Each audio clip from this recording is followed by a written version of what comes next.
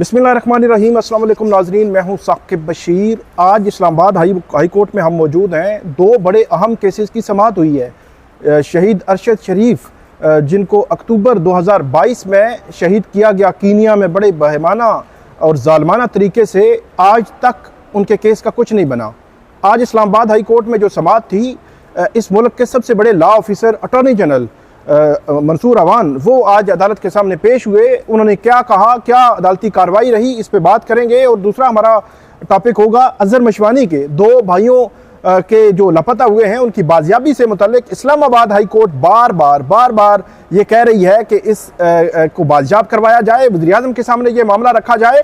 आज attorney general उस case में भी पेश हुए, तो अटॉर्नी जनरल ने कहा क्या है, इससे मुतल्लिक जो है वो बात करेंगे। सबसे पहले तो हम आपको जो सीनियर सहाफ़ी हैं हामिद मीर साहब, जो इस केस में पिटिशनर हैं, दरख्वास्त गुजार हैं, और उनकी दरख्वास्त ये है अरशद शरीफ साहब के केस के हवाले से कि अरशद शरीफ के कत्ल पर एक जुडिशल कमीशन बनाया जाए जो जुडिशल इंक्वायरी करे, और जो लोग इसमें मुलव्विस थे और जो लोग इसमें जिन्होंने फोर्स किया, जिन हालात में जो अरशद शरीफ को ये मुल्क छोड़ना पड़ा, उन तमाम का जो है वो अहाता किया जाए, तहकीकात की जाए, और जो मुलव्विस लोग हैं उनको जो है वो सज़ा दी जाए। ये जुडिशल कमीशन में बुनियादी तौर पर तो ये डिटरमिन होना होता है कि इसका जिम्मेदार कौन है। जो सज़ा वाला मामला है वो इसके अलावा होता है, लेकिन जुडिशल कमीशन की हद तक कम से कम ये तो डिटरमिन हो कि इसका कौन जिम्मेदार है।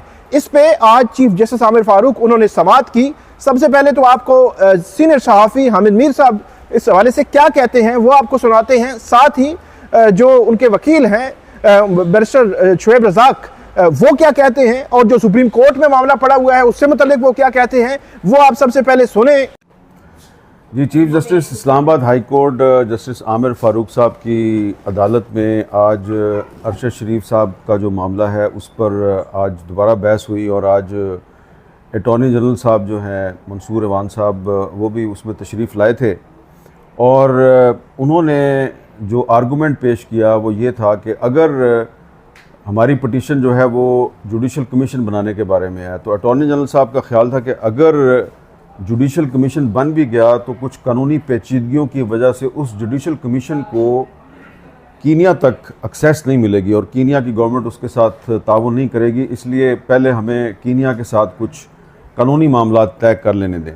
तो इस पर जो हमारे वकील हैं शुएब रज़ाक साहब, उन्होंने कहा जी ये मामला तो काफ़ी अरसे से चल रहा है। तो शुएब रज़ाक साहब ने कल जो इस्लामाबाद हाई कोर्ट के जज हैं मोहसिन अख्तर कियानी साहब, उनकी एक अदालत का जो 36 पेज का फ़ैसला है उसका हवाला दिया, जिसमें जस्टिस मोहसिन अख्तर कियानी साहब ने ये बताया है कि अरशद शरीफ जो है उसको किन हालात की वजह से पाकिस्तान से जाना पड़ा, क्योंकि उन पर बहुत सी FIR जो हैं वो दर्ज करवाई गई थी।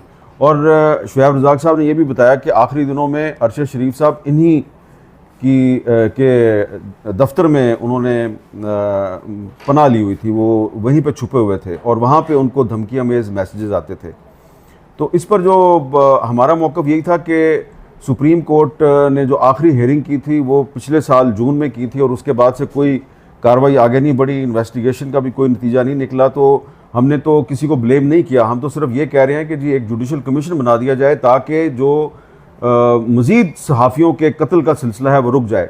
जो पिछली हेयरिंग थी तो उसमें मुझे जस्टिस आमिर फारूक साहब ने हदायत की थी कि इस साल 2024 में जो सहाफ़ी शहीद हुए हैं उनकी लिस्ट फ्राहम की जाए, और उसमें जो पिछले 2-3 साल के हैं वो भी डाल दिए जाएँ। तो वो मैंने जो है CMA जो है वो जमा करवा दी थी, और आज कोर्ट को हमने बता भी दिया। तो मैं ये बताना चाहता हूँ कि 2021 से 2024 के दौरान अरशद शरीफ समेत अब तक 18 के करीब सहाफ़ी जो हैं उनको शहीद किया जा चुका है, और सिर्फ 2024 में 7 सहाफ़ी जो हैं उनको शहीद किया जा चुका है। तो अगर अरशद शरीफ के कत्ल के मामले की तहकीक के लिए जुडिशल कमीशन बन जाए तो कल को जो सहाफ़ियों को खामोश करवाने की कोशिश करते हैं, थोड़ा तो उनका कोई हाथ रुकेगा। क्योंकि मैंने आज ऑनरेबल कोर्ट को ये भी बताया कि हमारे जो इस साल साथी शहीद हुए हैं उनमें 2 साथी थे, जो 2 वो प्रेस क्लब के प्रेसिडेंट थे। एक खुशदार प्रेस क्लब का प्रेसिडेंट था और एक लंडी कोतल प्रेस क्लब का प्रेसिडेंट था।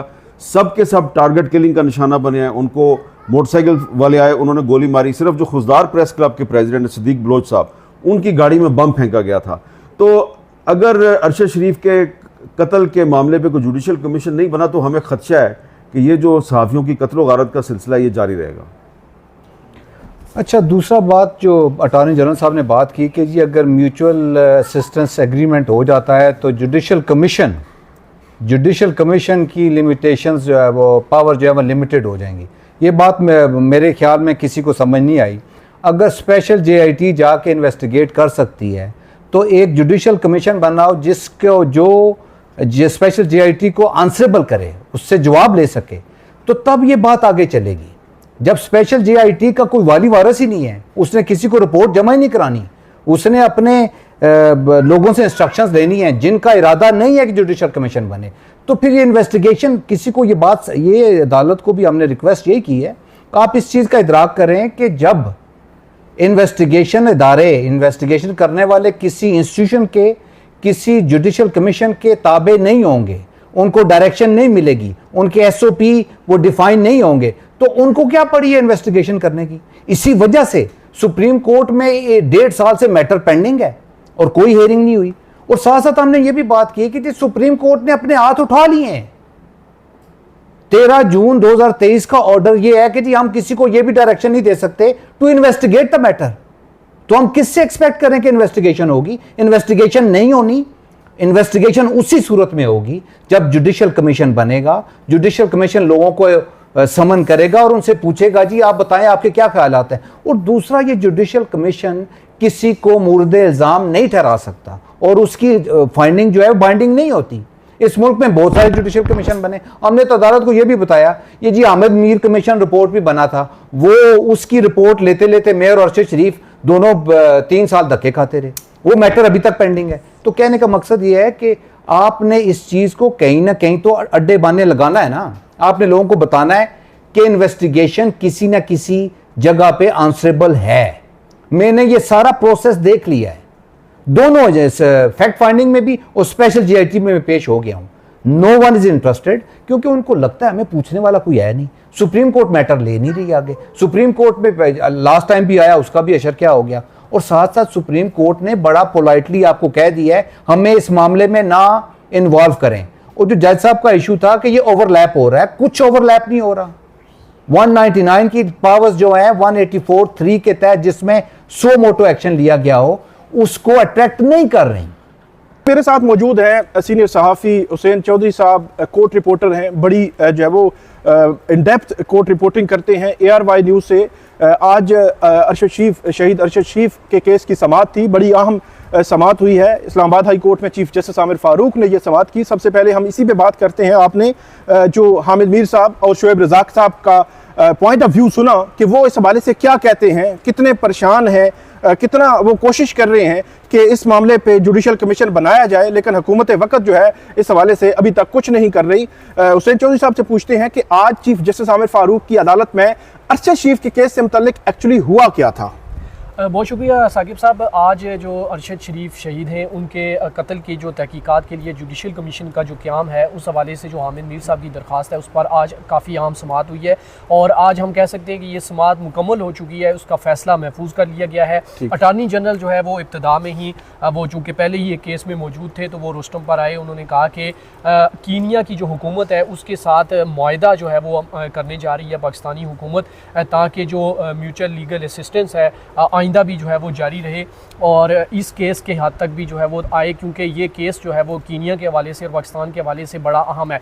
उसका बैकग्राउंड उन्होंने कुछ ये बताया कि जब अरशद शरीफ शहीद हुए तो उसके बाद आपको याद होगा कि कीनिया की हुकूमत ने रसाई दी थी पाकिस्तान को और उसमें एक फैक्ट फाइंडिंग रिपोर्ट जो है वो सामने आई थी।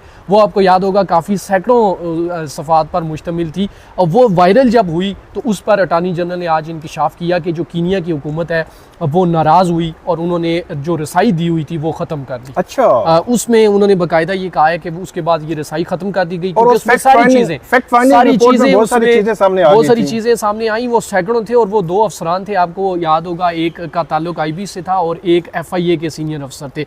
तो उन्होंने काफ़ी डेप्थ में जाकर चीज़ें नोट की थी और वो शामिल हुई थी और सुप्रीम कोर्ट में वो रिपोर्ट जब पेश हुई वो पब्लिक हो गई तो उसके बाद वो उन्होंने बताया कि वो नाराज़ हो गई हुकूमत। उसके बाद उनके इंतखाबात हो गए, मामला थोड़ा रुक रुक गया और उसके बाद हमने दोबारा अब मुआहदा कर रहे हैं कि ये म्यूचुअल लीगल असिस्टेंट जो है वो हो और उसके बाद इस केस को आगे बढ़ाया जाए। वहीं पर चीफ जस्टिस ने उनको रोका, उन्होंने कहा कि आप उस तरफ ना जाएं, ये जुडिशल कमीशन का क़याम है वो पाकिस्तान की हद तक है, आप उस पर बताएं कि उस पर क्या करना है। उसमें उन्होंने मुझे कहा, जहाँ तक याद पड़ता है पिछली जो समाअत थी उस पर जो वफाकी हुकूमत है, additional attorney general Munawwar Iqbal Dugal को अदालत ने कहा था कि आप ये पूछ के आए कि आपने करना क्या है कमीशन के हवाले से, ये नहीं कि म्यूचुअल लीगल असिस्टेंस तो चले अलग है, आपका प्रोसेस है, आप करते रहें, लेकिन जुडिशल कमीशन का आपने क्या करना है ये पूछ के आए। बिल्कुल तो उस पर आज कोई ख़ास अटॉर्नी जनरल ने जवाब नहीं दिया कि उन्होंने क्या करना है क्या नहीं करना। ज़्यादा जोर उनका था म्यूचुअल लीगल असिस्टेंट पर और मायदे पर, और साथ उनका ये भी कहना था कि स्पेशल JIT बनी हुई है, सुप्रीम कोर्ट उसको देख रही है, सुप्रीम कोर्ट में केस चल रहा है, 5 रुकनी बेंच बन चुका है। उन्होंने कहा जी गर्मियों की छुट्टियों के बाद वो केस सुना भी जाएगा। उस दौरान जो अजहर सदीक है सीनियर एडवोकेट वो भी आए, उन्होंने कहा कि 1-2 साल से JIT बनी हुई है, कुछ उसमें और सुप्रीम कोर्ट में नाजरीन जून 2023 से जब चीफ जस्टिस उमर अता बंदयाल थे तब से केस पेंडिंग है। चीफ जस्टिस काजी फायज ईसा सितंबर में आए, तब से लेकर अब जुलाई तक वो केस नहीं लगा था। आखिर में लगा तो 3 मेंबर बेंच के सामने लग गया, उन्होंने कहा 5 के सामने लगाएं, जस्टिस जमाल खान मंदोखेल की सरबराही में, वो एक अलग से कंट्रोवर्सी बन गई। तो एक सहाफ़ी का जो कत्ल हुआ है, इतना बहमाना कत्ल हुआ है अक्टूबर 2022 में और आज अगस्त 2024 है, तो 2 साल तकरीबन 10 माह हो चुके हैं, 1 साल और तकरीबन 10 माह हो चुके हैं और अभी तक उस मामले में कुछ भी नहीं हो सका। और इसमें सुप्रीम कोर्ट इन्वॉल्व है, वफाकी हुकूमत इन्वॉल्व है, तमाम सिक्योरिटी इदारे इन्वॉल्व है, JIT बनी हुई है, इस्लामाबाद हाई कोर्ट में पिटीशन पेंडिंग है, अभी तक कुछ नहीं हुआ। मेरा ख्याल है बहुत ही अफसोसनाक मामला है। फिर क्या हुआ? अच्छा, उसके बाद मैं बताऊं आपको कि जो वकला थे उनकी जानिब से 2 दरखास्तें इस्तदाएँ की गई। एक इस्तदा ये की गई कि हामिद मीर साहब खुद आए, उन्होंने कहा कि 14 मजीद जो साफ़ी हैं वो भी शहीद हो चुके हैं और वो डायरेक्ट कोई किसी एक्सीडेंट में नहीं मारे गए, या डायरेक्ट गोली से मारे गए या फिर बम धमाके में मारे गए। खुजदार के जो प्रेस क्लब के साफ़ी थे और एक जो लंडी कोतल के थे उनका उन्होंने ख़ास जो है वो जिक्र भी किया और साथ उन्होंने कहा कि इस पर भी एक कमीशन बनाया जाए। एक इस्तदा अजहर सदीक साहब की जानिब से ये भी की गई कि जो अरशद शरीफ बैरून मुल्क चले गए थे यहाँ से, उसका भी जुडिशल कमीशन बनाया जाए और उसका पता लगे कि वो क्यों गए, क्या मजबूरी थी, किन हालात में उनको जाना पड़ा। इस्लामाबाद हाई कोर्ट ने उनको प्रोटेक्शन दी हुई थी, वो इस्लामाबाद की हुदूद में थे और आर्डर ऑन फील्ड था। कल भी जो है वो जो ऑर्डर आया है वो उसी का ही एक बैकग्राउंड है, चूँकि 2022 से आपको याद है मई 2022 से ये केस चल रहा था। तो तमाम ये दलाइल सुनने के बाद जो अटॉर्नी जनरल थे उनका यही फोकस था कि जो काबीना ने मंजूर कर लिया है, एक मंजूर किया है और साथ उन्होंने म्यूचुअल लीगल असिस्टेंट के लिए वो कहा हुआ है और कीनिया से मुआहदा, उस पर ही जोर था। उसके बाद चीफ जस्टिस ने कहा कि हम इसको रिजर्व कर रहे हैं और अब ये फैसला महफूज कर लिया गया है, जो कि अब इम्कान यही है कि शायद इसको जल्द सुना दें। इसमें एक बात जो अदालत ने की कि हम आपके जज्बात को समझते हैं, लेकिन इस अदालत ने जज्बात के नहीं बल्कि कानून के मुताबिक फैसला करना है। तो ये किस तनाजुर में थी, ये क्यों मतलब जज्बाती माहौल बना था कोई? जी बिल्कुल, वो जो वकला थे उनका ये कहना था कि जो अरशद शरीफ थे उनको काफ़ी मसाइल थे और उन्होंने जो वकील थे उनका कहना था शोएब रज़ाक साहब का कि मेरे जो चैम्बर है उसमें थे या मेरे घर में भी वो रह रहे थे, उनको काफ़ी थ्रेट थे, कॉल्स आ रही थी और उसके बाद जो है वो कई मजबूरियाँ थी उनको कि वो फिर बैरून मुल्क चले गए। ये काफ़ी जज्बाती माहौल था। उस पर उनका ये भी कहना था कि मज़ीद जो है वो ये सिलसिला अभी भी जारी है, 14 जो साफ़ी हैं वो कत्ल हो चुके हैं, उनका कौन पूछेगा। ज़ाहिर है कोई एक उन वकला का मेन जो फोकस ये था कि अगर कोई एक बड़ा अच्छा जुडिशल कमीशन बन जाए और वो चीज़ें सामने ले आए तो आइंदा के लिए कम अज़ कम ये रुक जाएगा। और जो शहीद अरशद शरीफ है उस हवाले से चीफ जस्टिस ने यह भी कहा कि वो भी पाकिस्तानी शहरी थे, वो क्यों यहाँ से गए। ज़ाहिर है ये सारी चीज़ें जो है वो कमीशन को देखनी चाहिए। इसमें नाज़रीन एक जो चीज़ इंपॉर्टेंट है जिसकी तहकीकात होना ज़रूरी है, जिसके लिए कमीशन की तश्कील ज़रूरी है कि अरशद शरीफ को किन हालात में ये मुल्क छोड़ना पड़ा, क्यों उन पे जो है वो मुल्क भर में मुकदमात हुए, कोई बलूचिस्तान में, सिंध में, इस्लामाबाद में उनका मुकदमात दर्ज हो रहे थे, FIA पुलिस मुकदमात दर्ज कर रही थी। और मुझे बहुत अफसोस से ये कहना पड़ता है कि हमारी जुडिशरी यकीनी तौर पर उस वक्त चीफ जस्टिस अतर मिनल्ला थे, उन्होंने प्रोटेक्शन दी हुई थी कि इस्लामाबाद की हदूद से अरशद शरीफ को गिरफ्तार नहीं किया जा सकता और इस्लामाबाद की हदूद से अरशद शरीफ को गिरफ्तार करके पुलिस किसी के हवाले भी नहीं कर सकती। बल्कि ये प्रोटेक्शन थी और एक्स्ट्रा ऑर्डिनरी प्रोटेक्शन थी कि अगर कोई बलूचिस्तान की, सिंध की पुलिस हवालगी चाहती भी है तो अदालत को बताया जाए कि वो हवालगी जो है वो चाह रहे हैं, तो वो प्रोटेक्शन थी। लेकिन यही केस उसका फैसला जल्दी होता तो मेरे ख्याल है ज़्यादा असरात बेहतर होते कि कल जस्टिस मोहसिन अख्तर कियानी साहब ने यह करार दिया है कि एक ही FIR जो है वो बरकरार रहेगी, जो FIR मतलब यहाँ पे इस्लामाबाद में हो चुकी थी, बाकी जितनी FIR हैं वो क्रैश होंगी।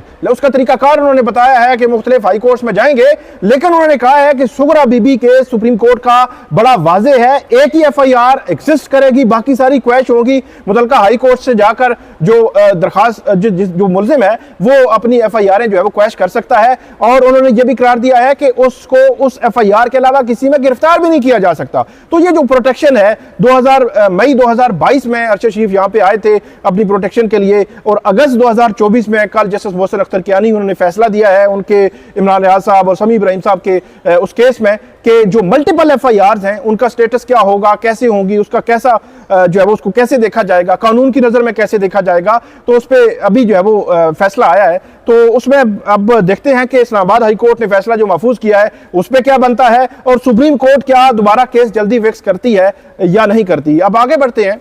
अजहर मशवानी, उनके 2 भाई लापता हैं, उनकी बाजियाबी के लिए अटॉर्नी जनरल को एक दफ़ा फिर दूसरी दफ़ा ये कहा कि मिलें प्राइम मिनिस्टर से, प्राइम मिनिस्टर को बताएं कि जो लोग गैर कानूनी तौर पर शहरियों को गैर कानूनी हिरासत में रखने में मुलव्वस हैं उनके खिलाफ कार्रवाई के लिए क्या मैकेनिज्म है। तो अटॉर्नी जनरल आज फिर पहले तो नहीं आए जस्टिस मियां गुल हसन औरंगजेब की अदालत में, वो आजकल छुट्टियों पे हैं, तो चीफ जस्टिस आमिर फारूक ने समाअत की। तो समाअत में हुआ क्या है वो पूछते हैं हुसैन चौधरी साहब से। जी साकिब साहब, आज ये 4 केस थे, 2 तो अजहर मशवानी साहब के जो भाई हैं उनके थे, और एक PTI कारकुन जो लापता हुआ था फैज़ान उसका था, और चौथा एक वो भी इंटरनेशनल मीडिया और ये जो उनकी सोशल मीडिया को देख रहे थे नईम यासीन। इन चारों का केस जो है वो क्लब होकर सुना गया। बाबर अमान साहब रोस्टम पर आए और उन्होंने मुस्बत अंदाज में जो है वो जिस तरह वो चीफ़ जस्टिस को सलाम करते होते हैं, फिर चीफ़ जस्टिस ने उनकी सेहत का पूछा, उसके बाद उन्होंने कहा कि जी वो एक तो अच्छी खुशखबरी है कि इस्लामाबाद हाई कोर्ट के आर्डर के बाद लोग आना शुरू हो गए वापस, PTI के सेक्रेटरीट से जो मुलाजमीन थे कुछ वो वापस आ गए, और एक जो कारकुन जिसका आज केस लगा हुआ है फैज़ान वो वापस आ गया घर, लेकिन उन्होंने कहा कि उसकी हालत ठीक नहीं है, वो काफ़ी मतलब मेंटली वो टॉर्चर भी है, और उसको अभी फ़िलहाल हमने उसको नहीं छेड़ा, वो अभी घर पे ही है। और ये तो बड़ा खौफनाक जी, उन्होंने कहा कि उसकी तबीयत हालत ठीक नहीं है, वो अभी फ़िलहाल घर है। तो उस पर फिर चीफ जस्टिस ने कहा कि जो वापस आ गया फिर हम उसको डिस्पोज ऑफ कर देते हैं। तो बाबर अमान ने कहा कि इसको आप बेशक डिस्पोज ऑफ कर दें। जो बाकी 2 केस थे उस हवाले से उनका कहना था कि बाकी बल्कि 3 थे, 2 जो अजहर मशवानी के भाई और एक जो नईम यासीन, उस पर अटार्नी जनरल जो है वो पेश हुए। उन्होंने पहले तो बाबर अमान साहब को जो है वो एक शेर सुनाया और उनका शुक्रिया अदा किया कि उन्होंने एक मुस्बत अंदाज में आगाज़ किया। साथ ही उन्होंने तीसरी मरतबा आज इल्तवा मांगा है। अच्छा। इससे पहले मियां गुल साहब की कोर्ट में आपको याद होगा एक बार वो पेश नहीं हुए थे, और मियां जो दुगल साहब थे एडिशनल अटॉर्नी जनरल वो पेश हुए, एक मरतबा ये पेश भी हुए थे, लेकिन आज तीसरी मरतबा उन्होंने इल्तवा मांगा है और उन्होंने कहा है कि जी देखें वज़ीर-ए-आज़म से हमारी मुलाकात हुई है, उनके सामने मामला रखा है और अब वो एक लड़का वापस आ गया है फैज़ान। तो इस तरह बाकी भी मतलब क्रेडिट भी लिया उन्होंने, क्या हमारी क्रेडिट भी लिया है और ये भी कहा है कि ये जो कोर्ट की स्पिरिट है उसके मुताबिक हम चल रहे हैं और उसी को फॉलो हमने किया है। और वज़ीर-ए-आज़म से जब हमने बात की तो उसके बाद जो है वो तमाम वसाइल हमने बरूए कार लाए और एक जो मगवी है वो वापस आ गया है और अब बाकी भी उम्मीद है कि वो वापस आ जाएंगे। 2 से 3 दिन उन्होंने कहा कि दे दें हमें, क्योंकि आपको मैं अगले हफ्ते का थोड़ा सा वो बताऊं कि जुमे को समाअत जो है वो चीफ साहब ने रखी है और जुमे के बाद जब इतवार आएगा तो इतवार के बाद फिर चीफ साहब दोबारा छुट्टियों में चले जाएंगे, तो या फिर जुमे को ये कंक्लूड हो जाएगा या फिर किसी और बेंच में तो नहीं होगा। फिर अगर अल्लाह करे वापस आ जाए मुगवी, अगर नहीं आते तो फिर किसी और बेंच में चला जाएगा, किसी और बेंच में जाएगा। क्योंकि एक दफा कियानी साहब के बेंच में भी जाना चाहिए। जी देखें, आपको याद है कि जो रोस्टर बना था उसमें 9-10 तक छुट्टियां हैं सितंबर की, उसके बाद फिर मामूल की कार्रवाई शुरू होगी। तो वो जो लास्ट हफ्ता है उसमें चीफ जस्टिस जो है वो छुट्टियों पे जा रहे। जस्टिस मियां गुल साहब जो पहले केस सुन रहे थे वो चूंकि छुट्टियों पे चले गए और उनका लास्ट आर्डर बड़ा इंपॉर्टेंट था। उन्होंने लिखा कि हुकूमती बेहिसी जो है अफसोसनाक है और बेहिसी उन्होंने करार दिया था। उसी को आर्डर आज चीफ जस्टिस के सामने था, वो आर्डर उन्होंने वो पढ़ कर कहा कि अटॉर्नी जनरल साहब आप बताएं कि आज क्या करना है। तो उसके बाद उन्होंने 2 से 3 दिन का टाइम दिया है, अब जुमे को जो है वो इस केस को दोबारा सुना जाए। बहुत शुक्रिया हुसैन चौधरी साहब ने हमें अरशद शरीफ केस और अजहर मशवानी के भाइयों की बाजियाबी से मुतल्लिक केसेस से मुतल्लिक आगाह किया। नाजरीन, आप हमें इस वीडियो पे फीडबैक दीजिएगा, कमेंट कीजिएगा। बहुत शुक्रिया।